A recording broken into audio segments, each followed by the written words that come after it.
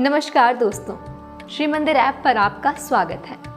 आज हम आपके लिए भगवान शिव और माता पार्वती के पुनर्मिलन की एक सुंदर कथा लेकर प्रस्तुत हुए हैं। इस कथा में आप जानेंगे कि किस प्रकार माता पार्वती ने भगवान भोलेनाथ को अपने पति परमेश्वर के रूप में प्राप्त किया। हरियाली तीज व्रत कथा के अनुसार इस कथा का वाचन स्वयं भगवान शिव ने माता पार्वती के समक्ष किया था। माता पार्वती ने हिमालय पर्वत के घर में जन्म लिया था और बचपन से ही उन्होंने भगवान शिव को अपने पति के रूप में प्राप्त करने का दृढ़ संकल्प ले लिया था। उन्होंने कई वर्षों तक हिमालय पर्वत पर विषम परिस्थितियों का सामना करते हुए कठोर तपस्या की। यह देखकर देवी पार्वती के पिता पर्वतराज अत्यंत चिंतित हो गए थे।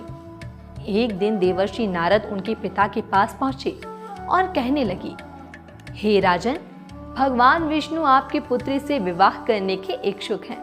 इस विषय में आपके क्या विचार हैं? यह सुनकर पर्वतराज को हार्दिक प्रसन्नता हुई और वह भगवान विष्णु के साथ अपनी पुत्री का विवाह करवाने के लिए मान गए। देवर्षि नारद ने यह संदेश भगवान विष्णु तक पहुंचा दिया और साथ ही माता पार्वती को भी इस बारे में बता दिया।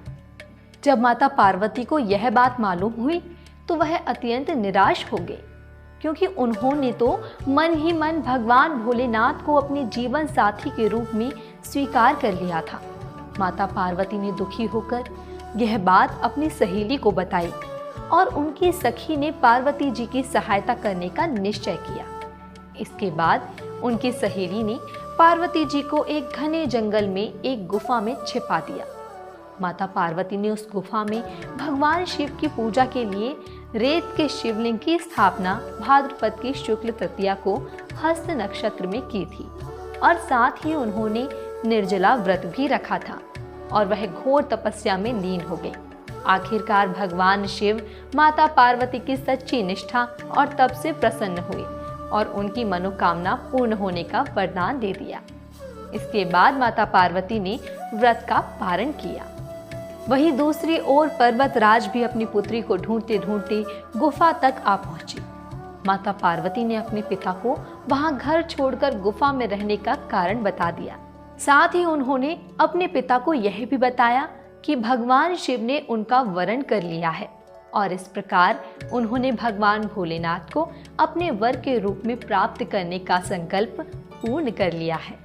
इसके पश्चात राजा पर्वतराज ने भगवान विष्णु से माफी मांगी और वह आखिरकार अपनी पुत्री का विवाह भगवान शिव से करवाने के लिए तैयार हो गए। अंततः भगवान शिव और माता पार्वती का विवाह विधि पूर्वक संपन्न हुआ।